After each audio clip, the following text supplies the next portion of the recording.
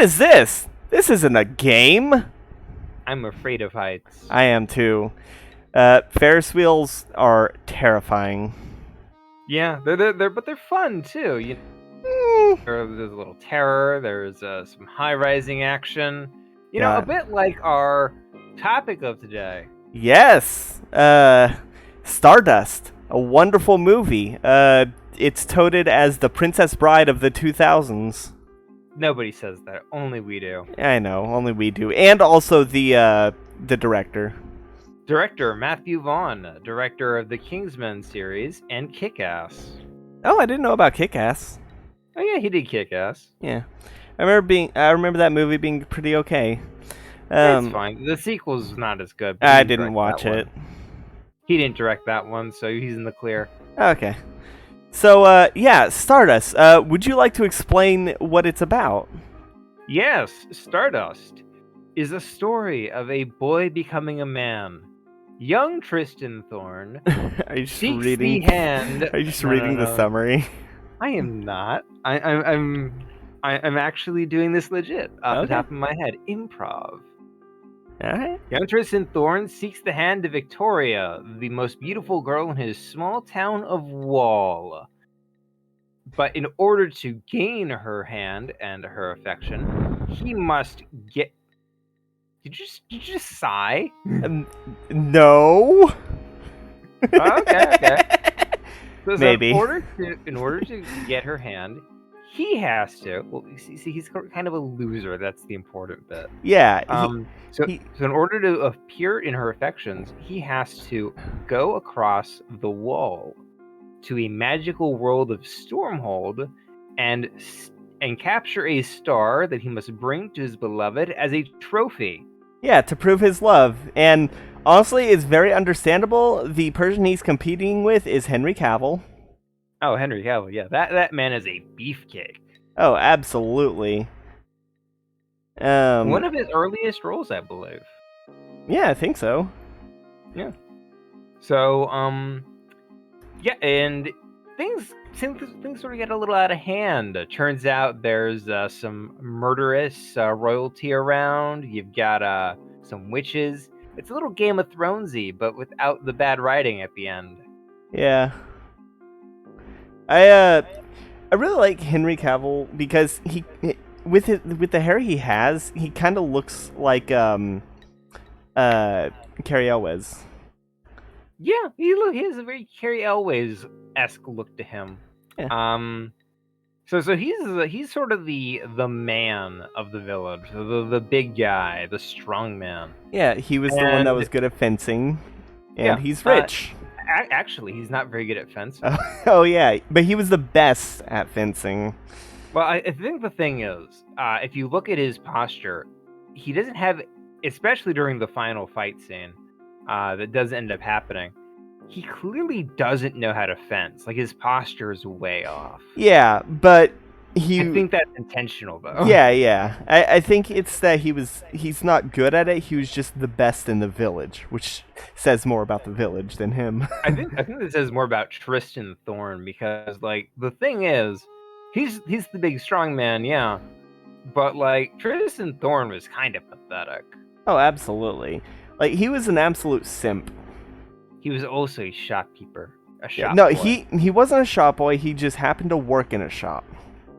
Ah, darn, you got me there. Yeah, but yeah, no. Henry Cavill, like, that's a really tough person to compete with. I mean, he'll go all the way to Ipswich. I mean, to be fair, he was competing with Charlie Cox, who does play Daredevil. So Superman versus Daredevil is not a fair fight. Yeah, I know. Superman would lose easily. Yeah, he'd lose to a blind man. He could never hit the blind. He's too kind. Anywho, back to Stardust. I think that Stardust is a really, really good movie. It's beautiful. Absolutely. Its set design is just absolutely gorgeous. It makes wonderful use, like, from a visual standpoint, it makes wonderful use of, like, contrast.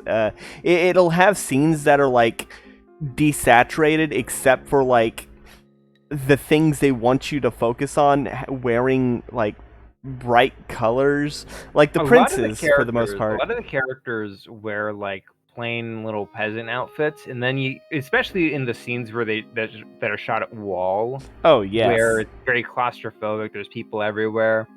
It's definitely a market town.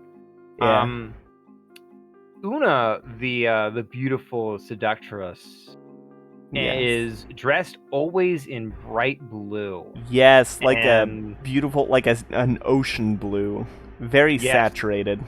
and dishwater Sal, or Water dish, Sal. dishwasher. Is it dishwasher or It's ditchwasher? ditch water. Ditchwater. It's ditchwater. Yes, Yes, Ditchwater Sal. So Ditchwater Sal has like very bright red hair. yes, and she Yeah. also wears like oranges. Yeah, so she also stands out, and that's the important thing. They have Una and Ditchwater Sound like these nice, colorful outfits. Everybody else around them is wearing like brown. Well, no, it's not that they're wearing brown. It's because they are wearing color. It's just their color's not as saturated. Yeah, it's muted. They wear muted colors. Yes, and Browns, whites, darks. like a sort of grayish red. Yeah. Like they all wore colors. It's just the colors were desaturated, and that's a wonderful way to draw the audience's focus into the thing you want them to focus on without it being like super overt. Excellent costume design. Absolutely, especially Secundus. I really liked his red outfit. I love the outfits of all the princes. Okay, so we got our first antagonists are the princes, right? Yes, let's The go royals, through right? them. Yes, there are 4 alive at the start of the movie. 3 of them had been murdered. Yes, if and you look at their outfits, you'll notice they have their numbers sewn into them. yes, and they're also color coded. Yes, so we got Primus. Yes, he's Secundus.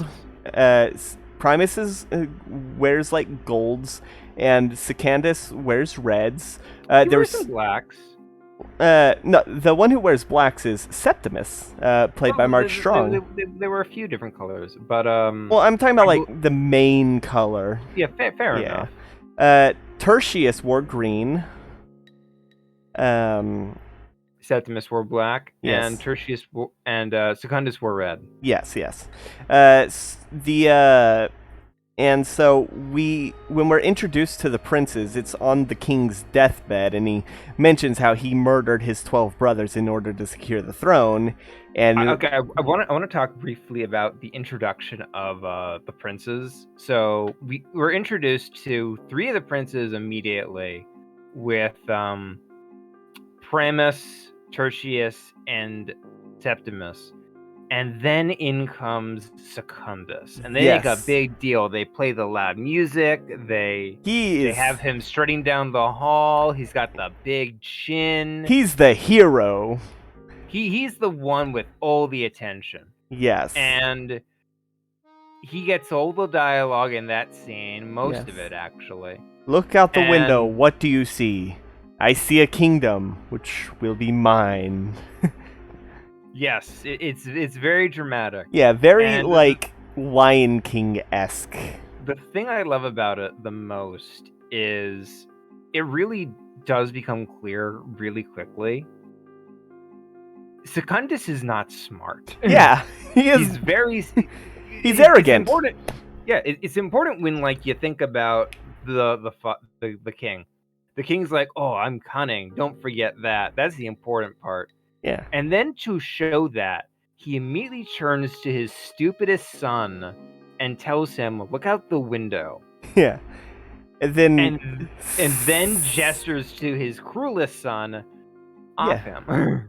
Yeah, he just doesn't even. He just looks at Septimus, and Septimus is just like, all right, and just pushes him out the window.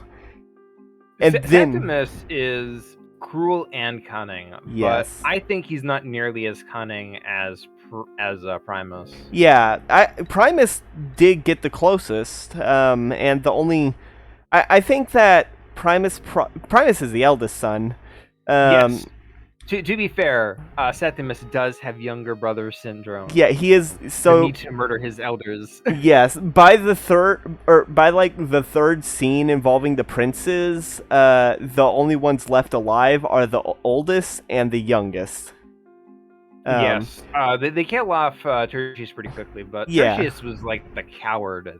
I like how they characterize them really quickly. Oh, absolutely.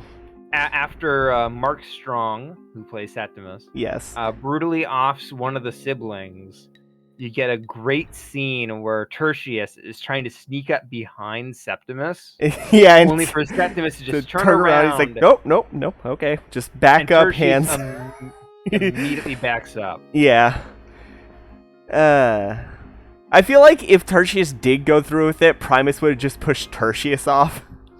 To be fair, I'm pretty sure Septimus would have stabbed at Tertius the moment his hands touched his shoulder. Yeah, probably. It would not have been a fair fight. Yeah.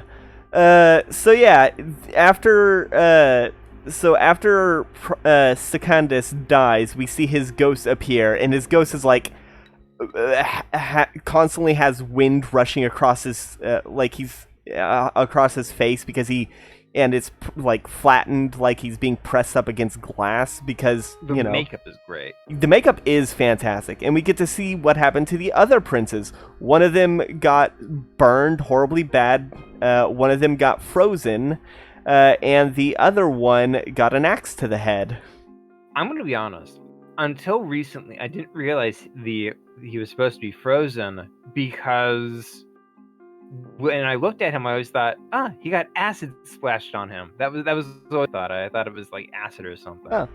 I actually looked into it. Apparently, Tertius is the one who killed him. Tertius basically asked him to get Secundus. Wait, was it Secundus? It was Secundus. Yeah, he said, killing me got you closer to the throne, right? Oh no, it didn't. You're dead. Well, it was basically got locked in a freezer. Then I think Tertius is the one that killed the burned dude. Which, I can believe that. What was that, Quartus? Probably. I don't think. I like that. Oh, the brothers are the same age as like the other siblings, so they were still aging as they were dead. Yeah. I don't think they're like age locked because at least one of them died as a child. Just saying. Yeah, I believe it was the one with the axe to the head. Oh yeah, I can believe that. That's brutal.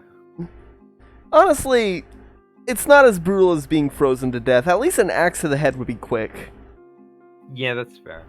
Drowning is brutal. Oh yeah. Nobody dies by drowning in this movie. Yeah. God. Mark Strong was fantastic. Mark Strong was great. Yeah. This is like every single Matthew Vaughn movie since then. Yeah, it's a great transition into the next group of villains, the witches.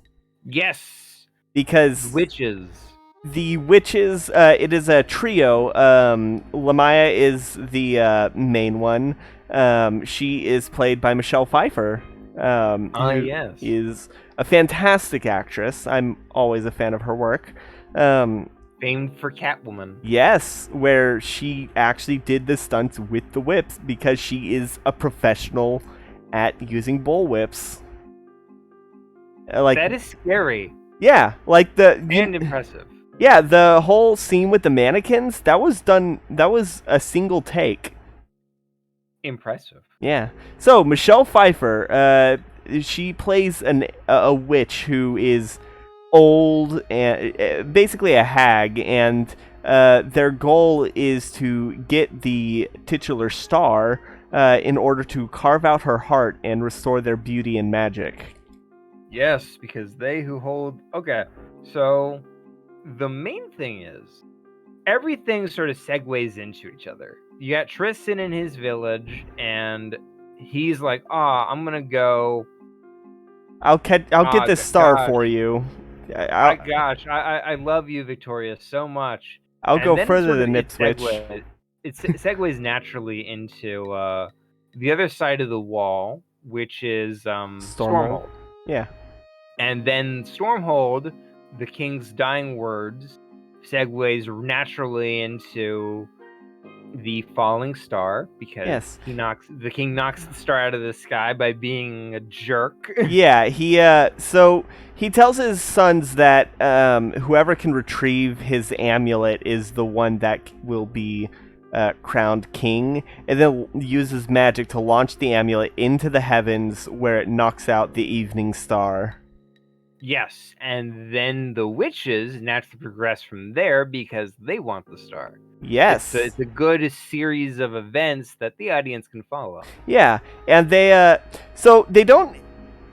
When the witches are introduced, they don't explicitly say why they are after the star. They're just like, "Oh, a star fell. We need to get it." And then they do a fantastic method of showing why they need the star by having what remains of the previous star be eaten by Michelle Pfeiffer, which restores her beauty, and that tells us like, okay, so they're going to cut out her heart and eat it. And then they do explain it later, like the more finer details of what it is they want, but just that introduction not only shows how ruthless the witches are going to be, but also like how vain they are, and a lot of really good characterization, especially with Michelle Pfeiffer, who cheats in order to be able to be the one to get the star, because they use divination by cutting up a ferret and to figure out it's a rabbit. They use the ferret for divination, but it's a rabbit they use for deciding who goes next. So they each pick out an organ from a small animal to decide who's going to be the one to consume what remains of the previous star and hunt down the newest one. And Michelle Pfeiffer peeks as she grabs the heart. And it's a funny moment, but also gives a lot of characterization about the fact that she really doesn't care much about her sisters, which is comes back later. And the movie is really good with setup and payoff. On the topic of Michelle Pfeiffer, the movie gets a lot running out of its like PG-13 rating because boy howdy, that's striptease.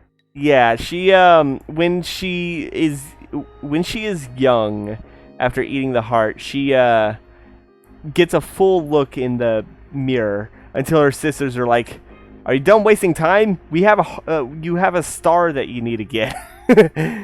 Yeah, that's fair. It's also a really good character establishing moment. She cares about herself and her youth and beauty, and her vanity. Yes, her vanity. It shows how quickly she is to squander like her magic on just like beauty upkeep routines. Yeah, that are completely unnecessary. Oh yeah. So by the end of the movie, she's like completely falling apart. Yeah, she's in a worse state than where she started because when they use their magic, when she uses her magic, that causes the years to catch up to her. The more she uses the magic, the older she appears.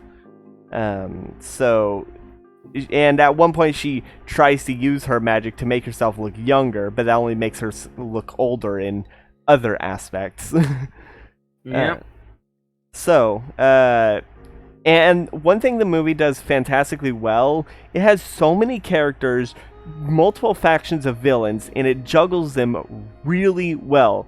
Like, we've seen what happens when multiple villains aren't handled well, like Amazing Spider-Man 2, for example. Or the awful Batman v Superman, where they sort of just throw in like a Doomsday at the last 10 minutes. Yeah.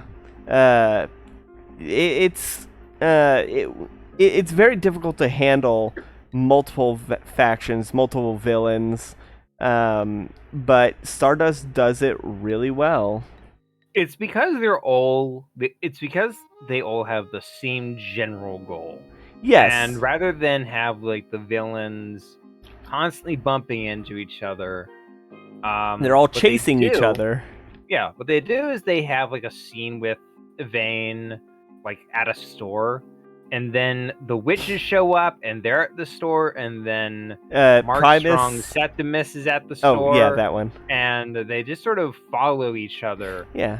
And their actions sort of lead into the next. Yes, and the thing is, whenever the characters do bump into each other, usually by the end of the scene, the only ones that are left alive are the witches and the heroes. Even if one of the villains, like Primus, for example, Primus bumped into Tristan, and they both were searching.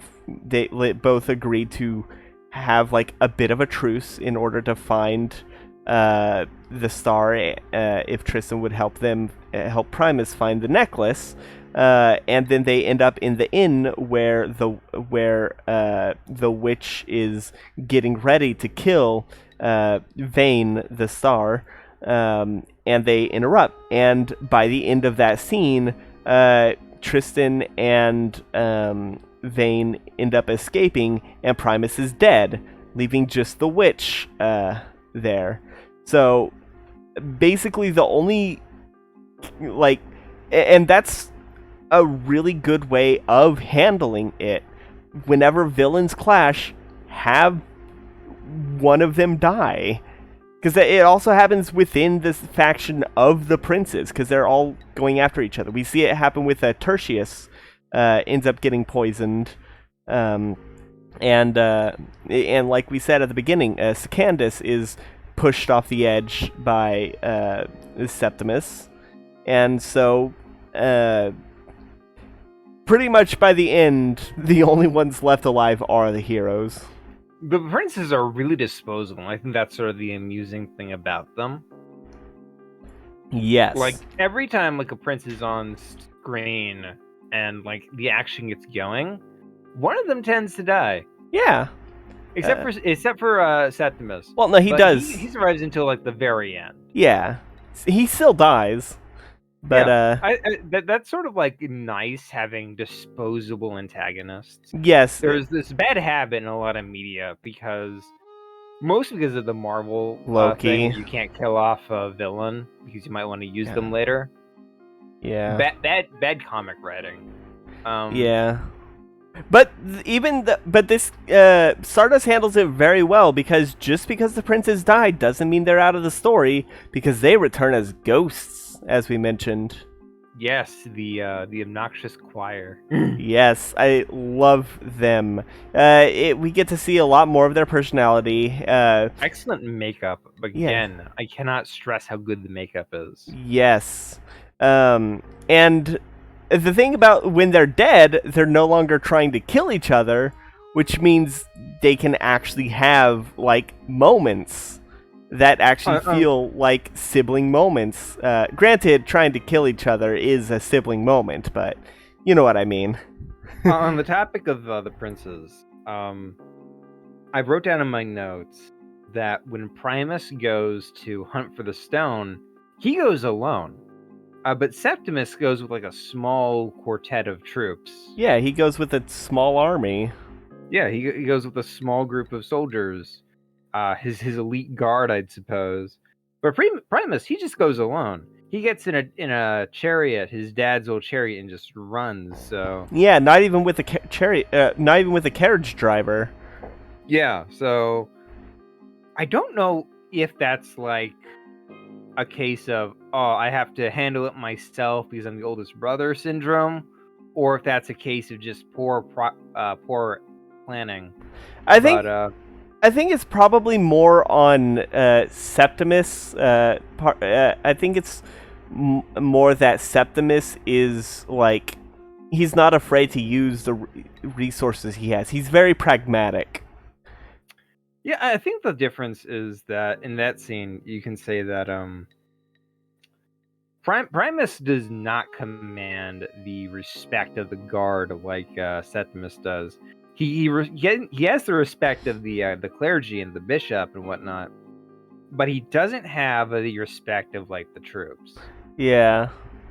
Um, I do think that like looking into the princes and how they go about things is very very uh, is a very good thing to look at because for example Tertius, we didn't get to see much of him, but what we did see was that he was a bit of a coward. Absolutely a coward. Yeah. Like as soon as he thinks he's about to die, he's the one panicking the most. And then as soon as things seem to be like chilling down, he's like, everybody's fine. And then he just collapses. Yeah. I think, and it's also very important to note, Tertius didn't leave the castle. He was still he didn't even get out of the castle. Yeah, he was still in the castle when he died, and that was at least a day after the quest. So by this point, that was that night. what? No, well, it was like the morning after. No, it was that same night because that night Tristan so like that evening. No, you're right. You're right. That would be the night. Yeah, Yeah. The day after. Yeah. Well, I guess that makes my point kind of moot. I was gonna try and make an argument that Tertius never left the castle. He was probably having like scouts look for it for him without him leaving the safety of the castle, but because that does seem like something he'd do, but I guess we don't really know. He definitely got off before the game officially began. Yeah. One other thing I noted down in terms of Septimus was how clever he was, such as testing the validity of the seer's bones. God, I don't remember what they were called. Runes. Yes, and the no runes. questions.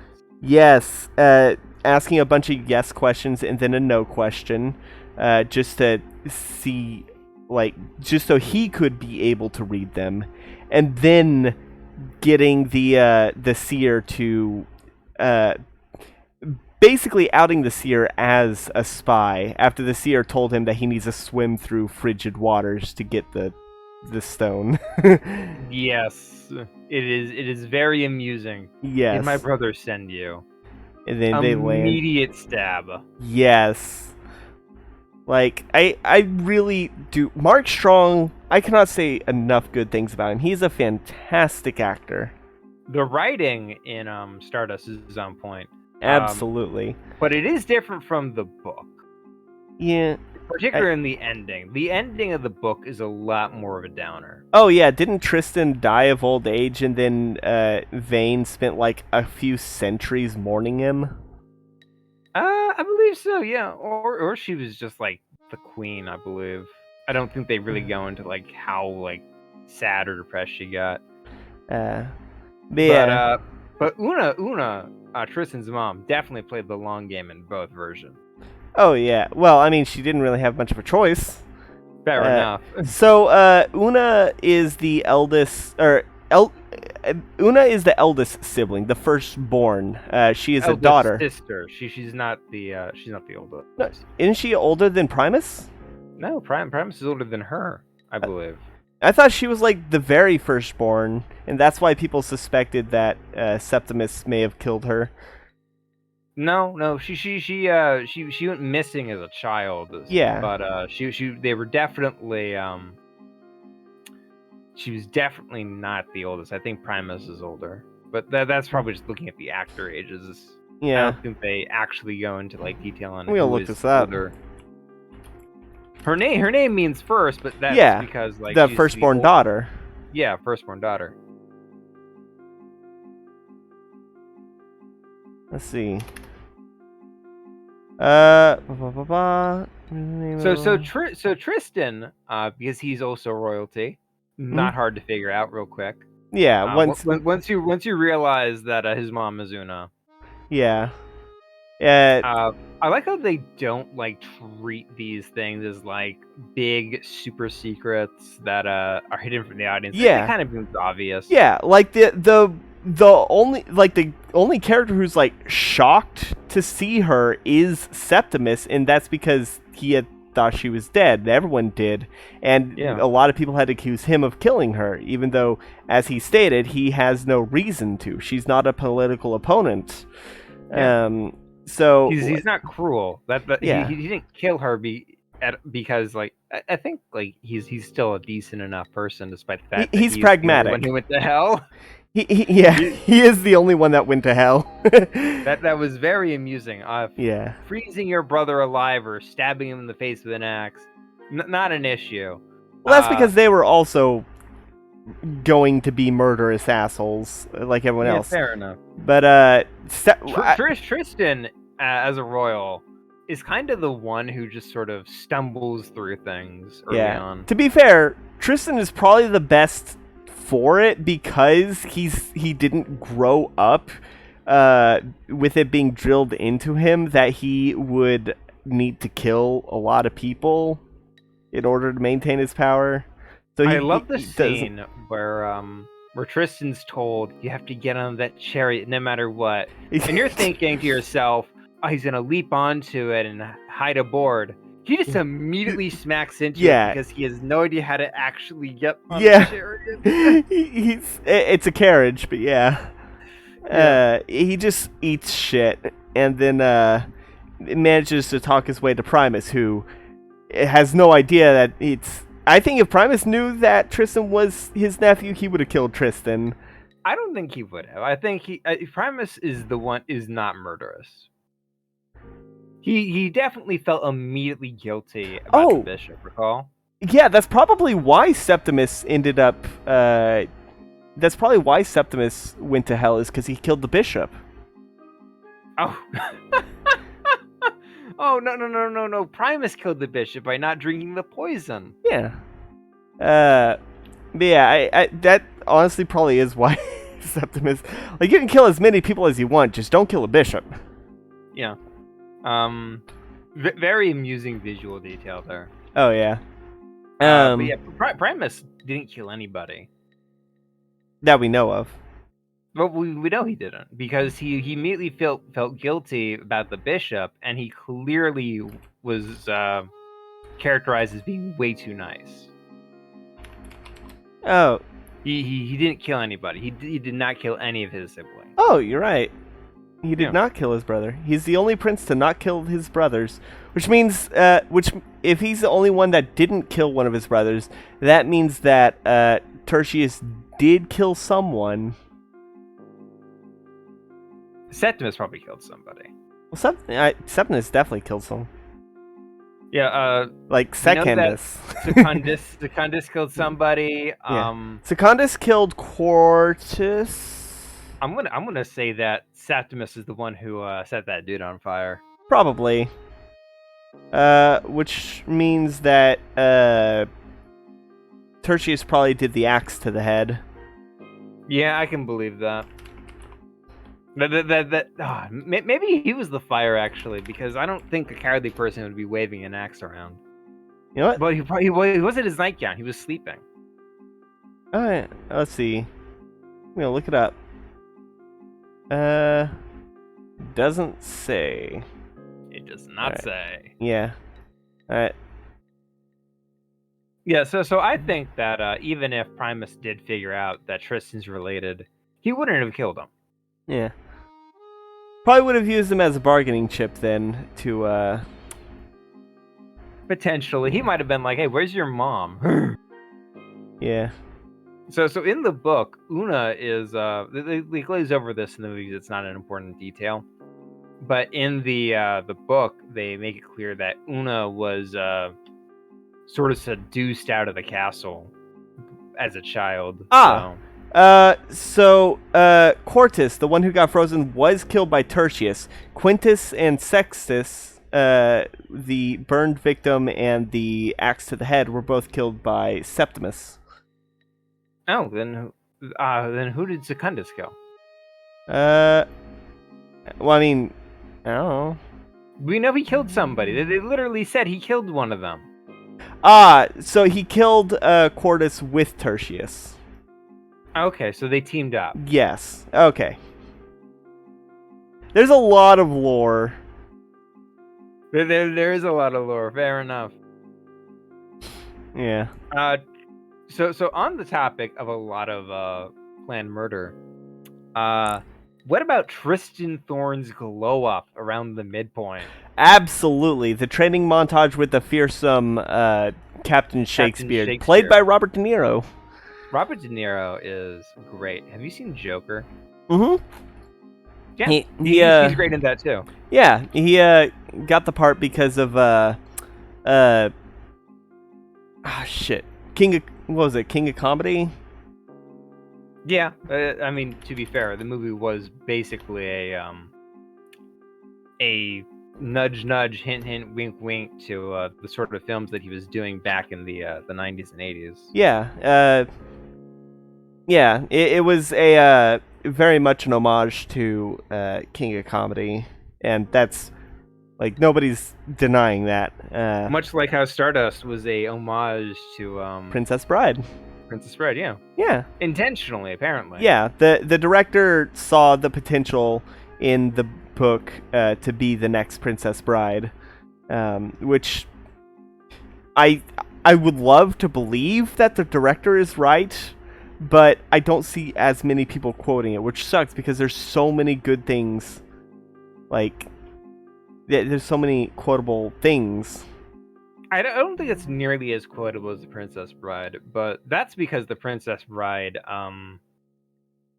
is a lot simpler of a story. It has a lot less moving parts.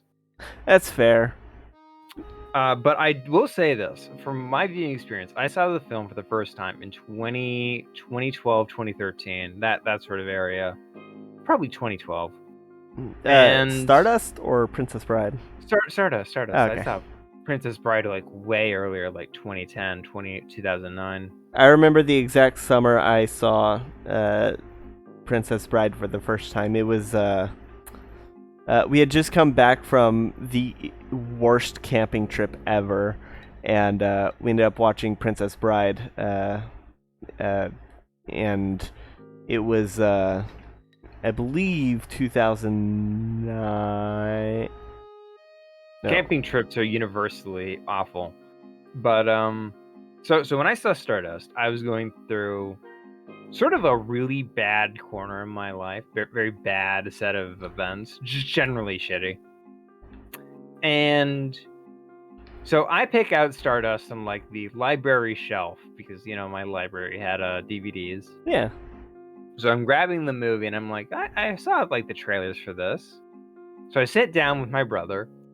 And we are immediately hooked. Oh, we are. Yeah. During the scene where there's a great scene. It's the scene with the unicorn fighting the goat. Yes, very silly. Headbutts the goat into the wall. Very very funny. He headbutts a man who turns into a goat. Yeah, it headbutts a man. The camera cuts to like the bar where all the liquor is, and you just see a goat flying into it. It is so silly. It is but so I absurd. remember sitting up and shouting, "That is great! That is funny! I wanted that to happen."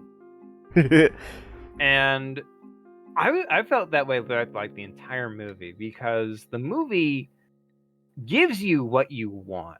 Yeah, it's fairly predictable, but in a good way. A little. Yeah.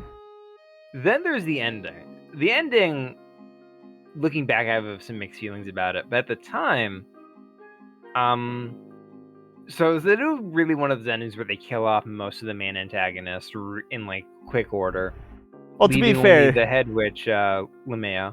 Yeah, to be fair, the other two witches didn't really do much. They were more there for support and a little info dump. Yeah. They were there for mostly exposition. In comedy. They're very funny. Yes, that too. Exposition, comedy, and the sense of urgency, because they're the ones that like the more they know, the more they divine and find out. That gives us a sense of urgency because now the now one of the villains has information. They will inevitably catch up to the heroes. Exactly. And when all the characters do finally catch up to each other, oh boy. Yeah, so the ending happens, and the two of the main witches died, leaving Lamea, and they have a great scene where she breaks down and she's like, "What's the point of being young and beautiful if I can't spend it with someone?"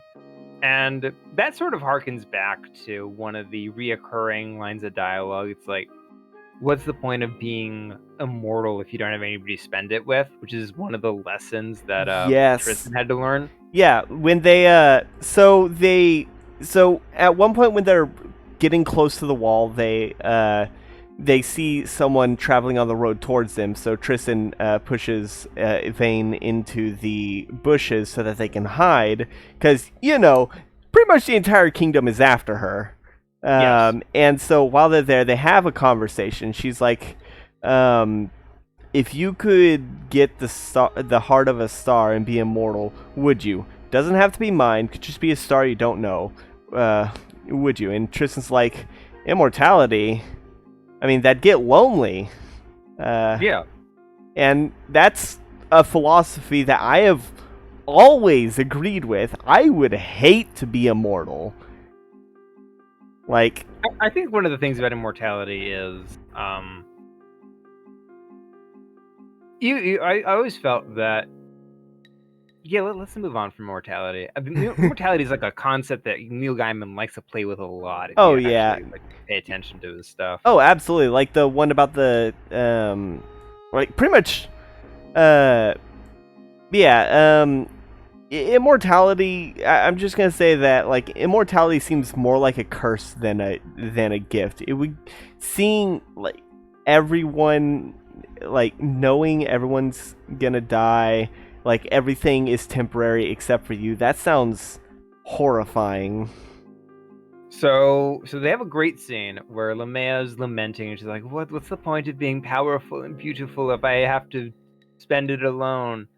And I was like, "Oh, that's a great ending. That really ties up all the important threads, the important themes."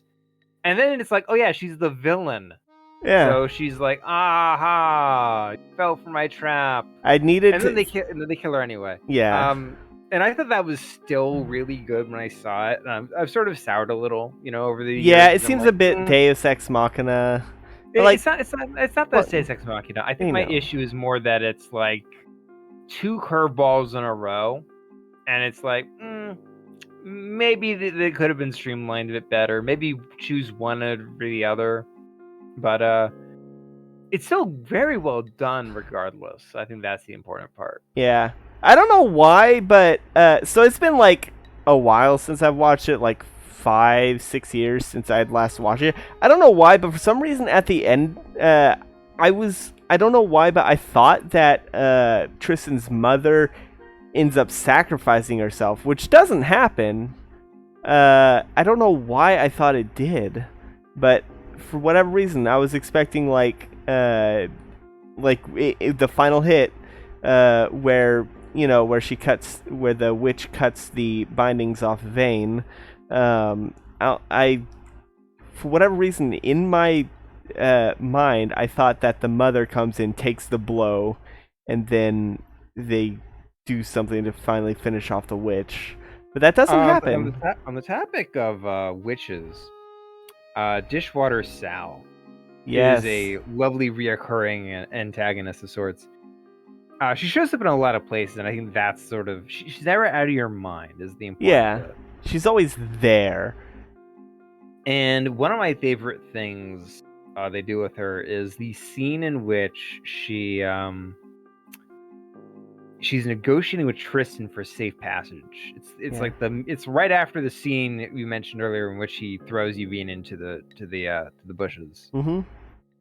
And Vayne and Tristan are talking to her, and if you're paying attention, you'll catch on really quick that she doesn't hear a single thing Vayne is saying. Yeah. It's very fast paced. because she was cursed in an earlier scene that she cannot hear, touch, smell, or perceive the star, and like because they had that scene, we know to look for it when they do eventually meet. Because let's be honest, as soon as the curse was placed, we knew that she was going to end up encountering them. Yes, it's very well done. Yes. I think the important bit is that you can kind of forget she's cursed like that. Yeah. Especially since with how like well written the scene is. Yeah. And then when you watch it on like a rewatch, you can sort of catch where how the fact that she never once looks at a Vane. Yeah. And that is very good acting. That is good. That is very difficult not to do whenever someone's talking to you, to just look at them. Yeah. Or acknowledge them in some way. Yeah, it takes a lot of self-restraint to be able to do that. So that was probably my third favorite character in the entire movie. Mine is Septimus. He's your third? No, he's my first. Okay, yeah. I said Dishwasher Sal is my third favorite, yeah. And then you said, Septimus is mine. So. My third favorite is probably Henry Cavill. Henry Cavill's great. Yeah. Humphrey. Yeah. The thing about Humphrey is that he's kind of right in the beginning. Because, like, in the beginning, he's the one that... He's one of the two people that are courting Victoria. Like, Humphrey points out that, like, Victoria basically doesn't even, like, recognize that Tristan exists, pretty much. And he's kind of right, because, you know, Tristan is very... he's a simp early on, and he is head over heels. Yes. In the worst way possible. Yes. And she knows it, and she abuses that. Yeah. And Humphrey points that out, and he's kind of right. Like, Victoria is not the kind of person that... Like, Victoria's not a good person. Victoria's like... Do you remember in Holes when Stanley Yelnatz's ancestor was trying to win the heart of a village woman, and to do that needed a big pig? A really big pig. Yeah, and then the competitor was... just a fat, ugly man.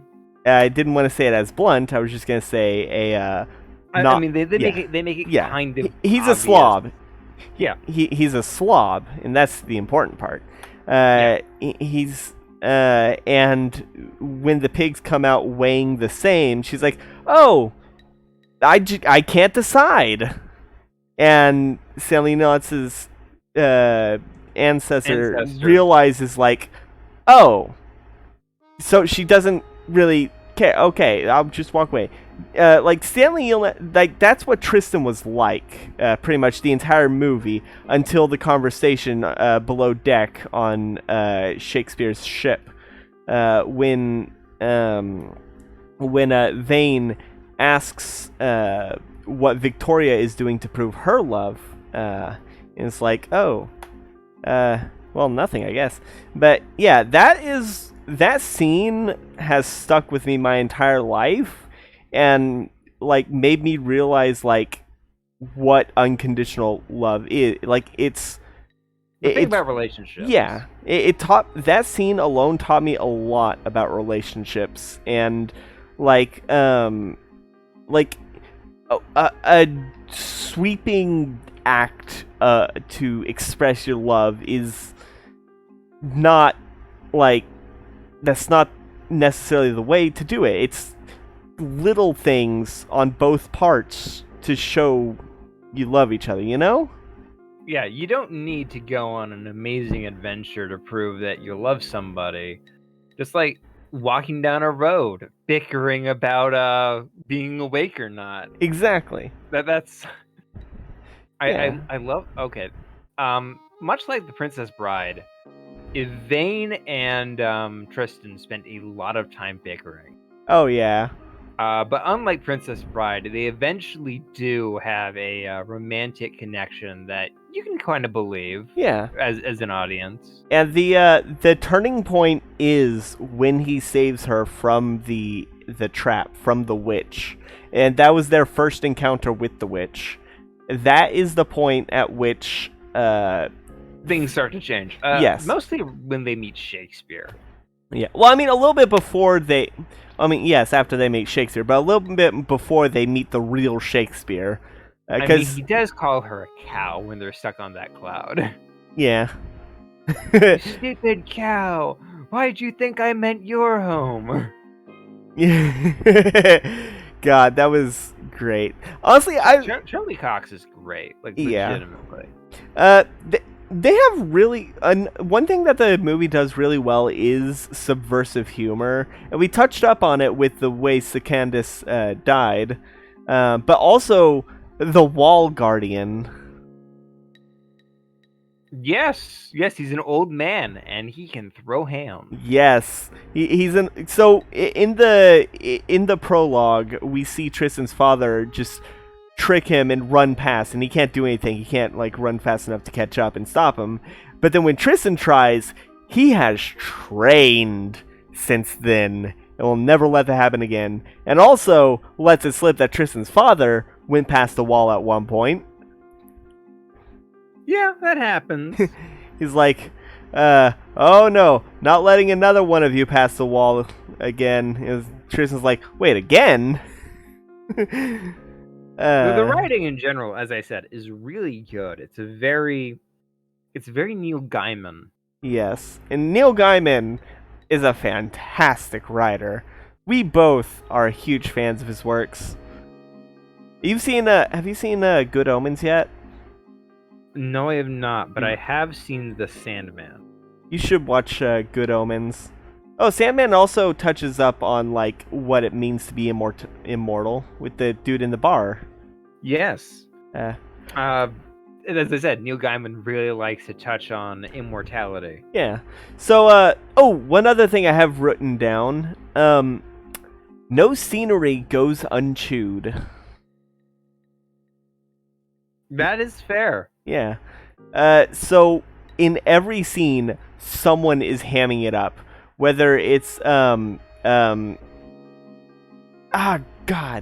Danes, whether it's Claire Danes' expression, she is so good with expression. She's like Jim Carrey levels of good facial expressions. Yeah, I can agree with that. Especially when they're in the hold, and she's like,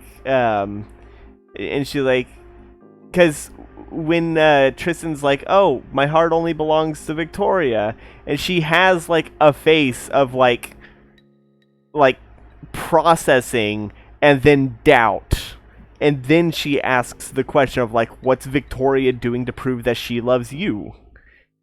Yeah, there's a great scene when you can definitely feel her pain when in the end point of the movie they have the misunderstanding scene. Yes. And she's ready for all intents and purposes to commit she doesn't know it, but what she's about to do is basically a death sentence for her. Yeah, she's about to cross the border of the worlds, which she cannot exist in. She cannot exist outside of Stormhold. Imagine being Victoria. This boy that you thought was gone, Probably dead. Returns back. And he's got long hair now. He looks like he's been on an amazing adventure. He's carrying a sword. He's got a poet's blouse. You're thinking to yourself, what the heck happened to him? He's hot now. And imagine a universe in which Vane could exist on the other side. He just hands her a pocket full of hair.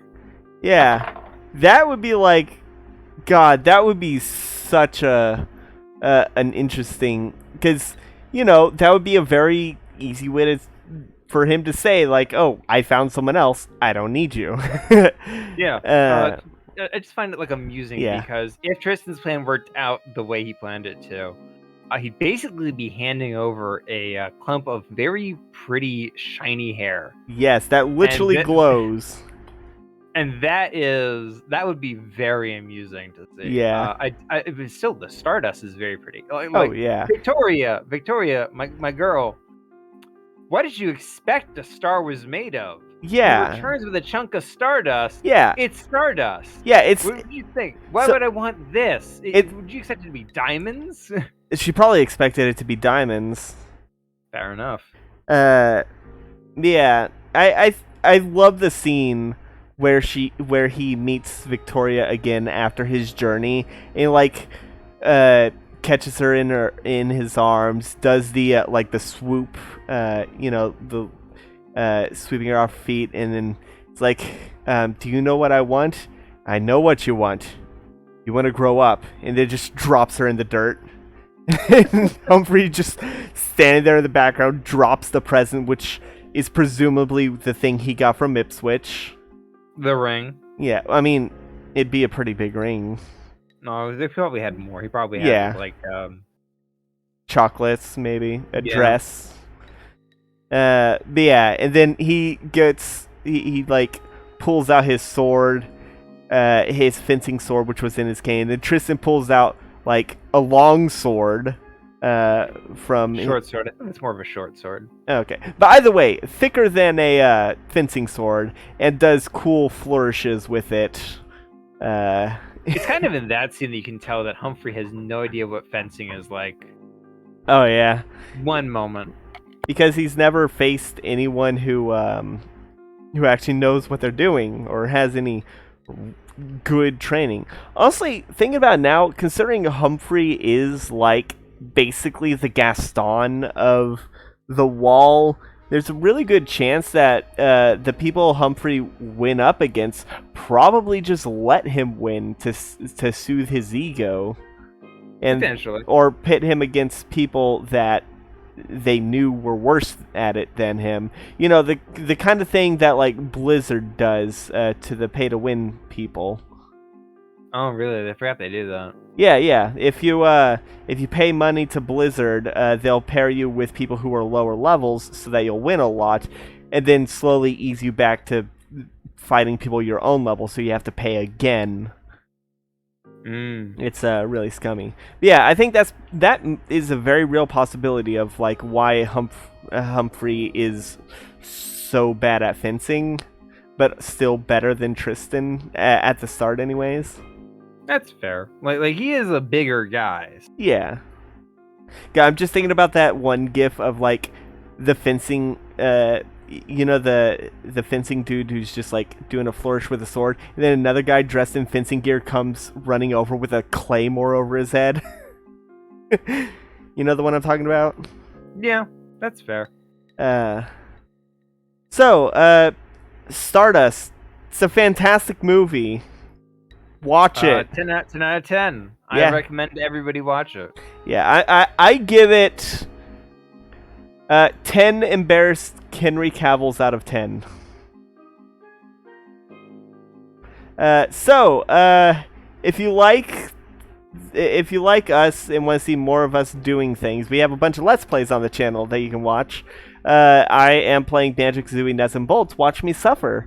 Scraps is playing Pokemon Platinum and Cult of the Lamb. Yes, I am. Our friend Biddy is playing Wind Waker, which is always fun. And there's 2 Dungeons and Dragons campaigns you can check out. There's Curse of Strahd, is the first campaign, which is fun, and we are currently in Castle Ravenloft, so we could die at any moment. The other is a homebrew that I run called World of Tapir.